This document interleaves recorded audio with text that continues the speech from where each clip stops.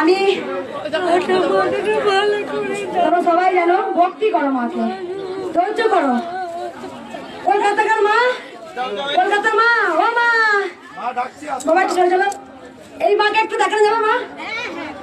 মা কবার এলে? তোমার মহাদেবকে নিয়ে সবার এলে? মা ধৈর্য করেছিল, আজ হচ্ছে না। মেয়ের নাকটা অপারেশন করার কথা ছিল, করতে হয়নি, দুবার ত্রিশূল থেকে গেছে আর করতে হয়নি, সব নর্মাল হয়ে গেছে। আমার ঘাড়ে ব্যথা ছিল, আমার অ্যাসিড হতো 25-30 বছর, সব ঠিক হয়ে গেছে একদম। মা কবার এলে? আমি ছবার কলকাতা থেকে। মা আমি বলে দেখি মাকে মনে রেখেছি। মা তুমি? আমি ওই যে সরস্বতী পুজোর দিন মার মনোমান্য করে এনেছিলাম। এই মা এসে কাজে আমার জন্য দেখো না মা, বাবা আবার আসবেন। বা এই মা দাঁড়িয়েছে কেন জানো? ও বলছে মোগলা মায়ের কষ্ট হয়। বলো মা কি উপকার হয়েছে?